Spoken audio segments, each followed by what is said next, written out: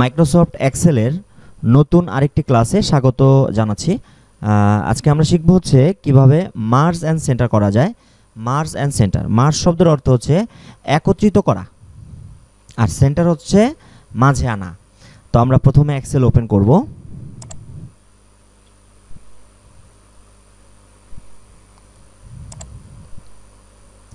এই হচ্ছে আমাদের মাইক্রোসফট এক্সেল।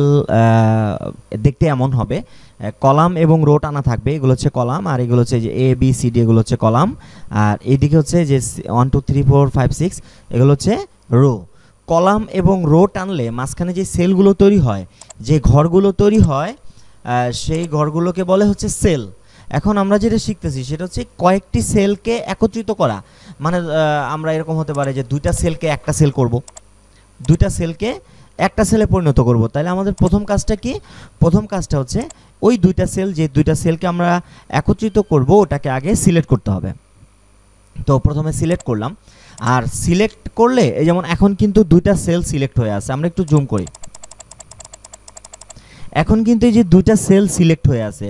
কিভাবে মানে মনে হচ্ছে যে আসলে একটা সেল সিলেক্ট হয়ে আছে, যে G4 এরকম মনে হচ্ছে যে G4টা মনে হয় সিলেক্ট হয়ে আছে, F4টা সিলেক্ট নাই, এরকম মনে হচ্ছে না?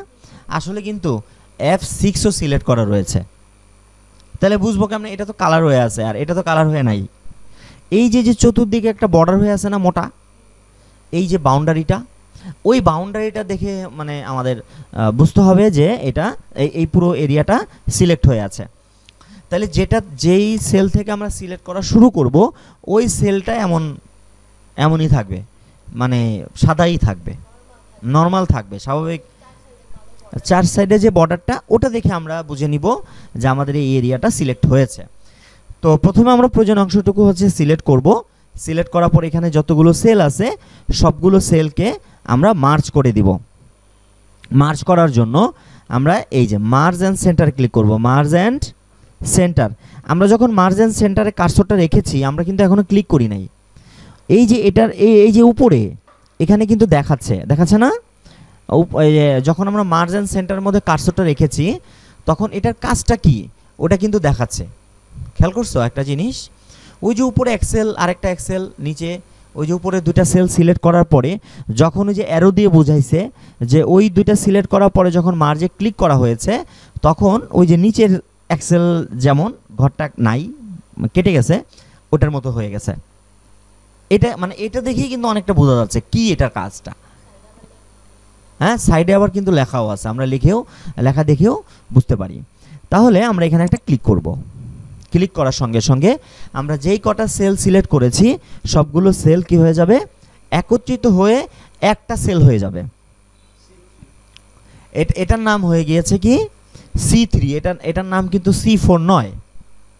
কীভাবে বুঝবো এটা C3? ওই যে এখানে শো করছে। কিন্তু আবার আরেকভাবে আমরা বুঝতে পারি, সেটা হচ্ছে আমরা এখন এখানে আছি, আমরা এখন আরেকটা শিখেছিলাম, সেটা হচ্ছে গো টু, নির্দিষ্ট কোনো সেলে যাওয়া। তো নির্দিষ্ট কোনো সেলে যেতে হলে শর্টকাট কমান্ড হচ্ছে কন্ট্রোল জি চাপলাম। হ্যাঁ, জি চাপার পরে এই যে রেফারেন্স যেই ঘরটা রয়েছে, এই ঘরের মধ্যে আমরা যেই সেলে যেতে চাই সেটা লিখব। তাহলে সেটা লেখার জন্য আমরা ওটা লিখি। আমরা কোথায় যেতে চাচ্ছি? C3-তে। হ্যাঁ, এন্টার বা ওকে। এই যে আমাদের পয়েন্টারটা কিন্তু ঠিক ওই সেলটার মধ্যে নিয়ে আসছে, তাই না? তার মানে এটা C3 নামে এই কম্পিউটার কিন্তু বুঝতেছে। এখন C4 কই? তাহলে C4টা কোথায়? C4 নাই, কিন্তু C4 5 6 11 পর্যন্ত মিলে একটা সেল হয়ে গেছে এখন। মানে একটা ঘর ভাঙিয়া, মানে অনেকগুলো ঘর ভাঙিয়া মানুষ একটা ঘর বানায় না? তখন কিন্তু মাঝখানে দেয়ালগুলো কেটে দিলে তখন একটাই ঘরই হয়ে যায়। বড় ঘর বানাইলাম। হ্যাঁ, আমরা C3 হয়ে গেছে। আচ্ছা, C11 দিয়ে আমরা একটু দেখি, ধরো আমরা দেখতে চাই। তাহলে কন্ট্রোল জি, এখন আমরা C, ওকে। ওটা তো C11 নামেও চিনতেছে, তার মানে ওখানে দেখাচ্ছে C3, কিন্তু আমরা যখন C11 বা 10 বা 9 লিখবো, ওই একই সেলের মধ্যে চলে যাবে। আচ্ছা, আরেকটা জিনিস আছে এখানে, যেমন এই সেলের মধ্যে আমরা লিখেছি হচ্ছে 10, আর এই সেলটার মধ্যে লিখেছি ধরো 20। এখন এই সেলের মধ্যে আমরা এটা যোগফল বের করব এই সেলের মধ্যে। তাহলে এই সেলটা আর এই সেলটা যোগ করে এখানে ফলাফল নামাবো। তাহলে আমরা দেখি কি লিখতে হয়। সমান সমান F3 ক্লিক করলাম, এখানে ক্লিক করেছি, ও কিন্তু F3 আসছে, এখানে F4 কিন্তু আসে নাই। এবার আমরা যোগ দিলাম, যেহেতু যোগ করব।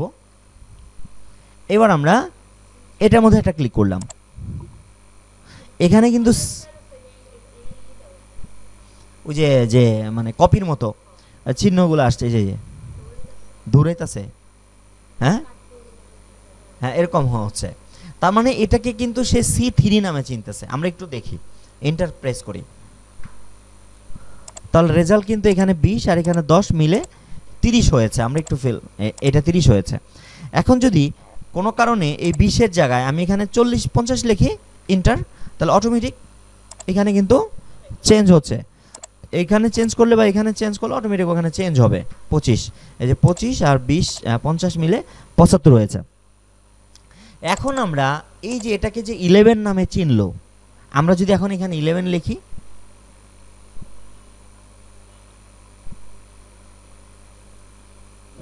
শুধু তো ওই সেলটাকে চিনতেছে।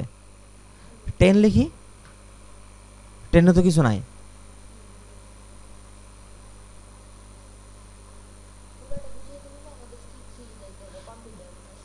C3টাই বুঝাইতে হবে। তাহলে কি বুঝলাম? কার্সর কিন্তু এখানে আলাদাভাবে আসে না, আসে। আমি C10-এর ঘরে কার্সর রাখতে পারতেছি, আলাদাভাবে এখানে ক্লিক দিলে রাখতে পারতেছি, ও তো থাকতেছে না, ও পুরোটার মধ্যেই থাকতেছে। কিন্তু যখন তুমি যে এইখানে যখন লিখবা, তখন কিন্তু ওই যে আলাদাভাবে মার্ক করতেছে। তার মানে ওই সেলে যদি আলাদাভাবে কিছু থাকে এটাকে করবে। তা যাই হোক, আমরা অত ডিটেলসে না যাই, আমরা নর্মালি বুঝি যে এটা আমরা C3 নামেই চিনবো এটাকে, এবং এটা হচ্ছে F3। এই দুটাকে যোগ করে আমরা এটা বের করছি। তাহলে আমরা যেটা শিখতেছিলাম মার্জ, তাহলে মার্জ দিলে কি হয়, লেখাটা ঘরগুলোকে একত্রিত করে লেখাটাকে মাঝখানে নিয়ে আসে। কোন মাঝখানে? বটমের মাঝখানে, মানে নিচের মাঝে। এখন এটা যদি আমি মাঝখানে আনতে চাই, এই জায়গায় আনতে চাই, তাহলে ওটা আবার আরেকটা অপশন আছে, সেটা হচ্ছে কি মিডল অ্যালাইন। মিডল অ্যালাইনে ক্লিক করার সঙ্গে সঙ্গে ওটা কিন্তু মাঝখানে চলে আসছে। আচ্ছা, আরেকটা জিনিস আমরা বোঝাচ্ছিলাম, সেটা হচ্ছে এভাবে আমি এটাকে সিলেক্ট করলাম, মার্জ করলাম। এখানে যদি আমরা কোনো ক্যারেক্টার লিখি, A to Z লিখি, এবং কার্সরটা সরাই, কার্সর না সরালে কিন্তু বোঝা যাবে না, কার্সরটা সরাইতে হবে। ও কিন্তু মাঝেই রয়ে গেছে, বটমের মাঝে রয়ে গেছে। আর যেই সেলটা আমরা ইয়া করব না, মানে মার্জিন সেন্টার করব না, নর্মালি আছে, ওটার মধ্যে যদি কিছু লিখি, এন্টার দেই, ওটা কিন্তু আর মাঝে যাচ্ছে না। ওটা কোথায়? ওটা বামে রয়ে গেছে। তার মানে বড় একটা সেল যদি থাকে, মার্জিন সেন্টার করা থাকে, কিছু লিখলে এটা মাঝখান থেকে হবে, আর যদি সংখ্যা লিখি ওই ক্ষেত্রেও মাঝেই থাকবে। এরকম করে লিখি, এরকম করে একটু বড় করলাম, এখানে যদি কোনো সংখ্যা লিখি সেক্ষেত্রেও এটা মাঝখানেই থাকতেছে। কিন্তু নর্মাল যে ঘরগুলো, এই ঘরে যদি আমরা কোনো সংখ্যা লিখি, এটা অটোমেটিক্যালি কি হবে, অ্যালাইনমেন্টটা রাইট হয়ে যাবে, অ্যালাইনমেন্টটা ডানে চলে যাবে কোনো সংখ্যা যদি লিখি। তার মানে কোনো সংখ্যা লিখলে চলে যাবে ডানে, আর যদি ক্যারেক্টার লিখি সেটা থাকবে বামে। এটা হচ্ছে নর্মালি। আর যখনই আমরা মার্জিন সেন্টার করব, তখনই ওটা ক্যারেক্টার লিখি আর সংখ্যা লিখি, যাই লিখি না কেন সেটা চলে যাবে বটমের মাঝে, বটমের মাঝে যাবে। কিন্তু এইটাকে আবার মাঝামাঝি আনার জন্য আবার এখান থেকে মিডল অ্যালাইনে ক্লিক করতে হবে। এই এখন মিডল অ্যালাইনে ক্লিক করেছি, যা লিখবো এটা মাঝখানে চলে আসতেছে। আচ্ছা, এই মার্জ ছাড়াও, মার্জ অ্যান্ড সেন্টার ছাড়াও আমরা শুধুমাত্র মার্জ করতে পারবো। সেটা কিভাবে? আমরা প্রয়োজনীয় অংশটুকু সিলেক্ট করলাম,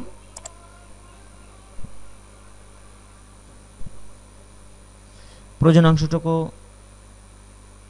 সিলেক্ট করলাম, সিলেক্ট করে এই যে এখানে মার্জ অ্যান্ড সেন্টারে একটা ডাউন অ্যারো চিহ্ন রয়েছে, এই ডাউন অ্যারোতে ক্লিক করে আমরা কি করব, শুধু মার্জ সেলে ক্লিক করব, শুধুমাত্র মার্জ সেলে ক্লিক করব। মার্জ হয়েছে, কিন্তু এটা কিন্তু ওই যে সেন্টারে যায়নি। দেখি কিছু লিখি, দেখি, ওই যে ওটা কিন্তু সেন্টারে যাচ্ছে না, এটা বামেই রয়ে গেছে। আর যদি সংখ্যা লিখি এটা আবার চলে যাচ্ছে ডানে। মার্জ হয়েছে কিন্তু নর্মাল রয়ে গেছে ঘরটা। তাহলে মার্জ এন্ড সেন্টার এক জিনিস, আর হচ্ছে মার্জ সেলটা কিন্তু আরেক জিনিস। এবার আমরা দেখি হচ্ছে এই যে আমরা মার্জ করেছি কোন একটা প্রয়োজনে, এখন আমি এটাকে আনমার্জ করে দিতে চাই, মার্জটাকে উঠিয়ে দিতে চাই, বাতিল করে দিতে চাই। ও ক্ষেত্রে ডাউন এরোতে ক্লিক করে সেলস ক্লিক করব, সঙ্গে সঙ্গে এটা একত্রিত হয়ে আগের মতো না হয়ে যাবে, আগের মতো নর্মালি হয়ে যাবে। আচ্ছা, সেমভাবে একইভাবে আমরা যদি আরেক জায়গা থেকে করতে চাই, রাইট বাটনে ক্লিক করে এখান থেকে ওই যে আমরা দেখেছিলাম ফরম্যাট সেল, এখানে অনেক ঝামেলা, তাই না? দরকার নেই। আচ্ছা, তাহলে আমরা এখান থেকে কি করতে পারি, মার্জটা তুলে দিতে পারি। কোত্থেকে? হোম ট্যাব থেকে। হোম ট্যাবের মধ্যেই মার্জ অ্যান্ড সেন্টার রয়েছে, এখানে ডাউনেরতে ক্লিক করে, অথবা ডাউনেরতে না গেলেও হবে।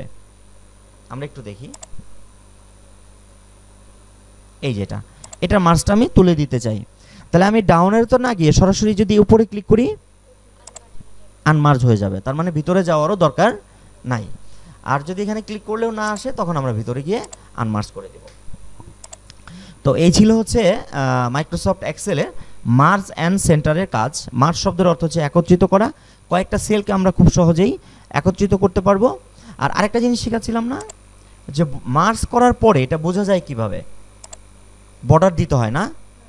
যেমন এই যে এই জায়গাটাতে আমি এতটুকু একটা বর্ডার দেই, প্রিন্ট পিভু দেখি, আগে প্রিন্ট পিভু দেখি।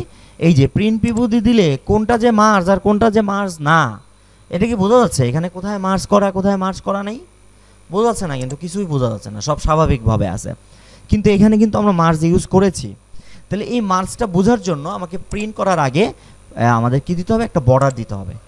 প্রয়োজনীয় স্থানে আমরা সিলেক্ট করে এই বর্ডারে গিয়ে আমরা এখানে অল বর্ডার দিয়ে দিব।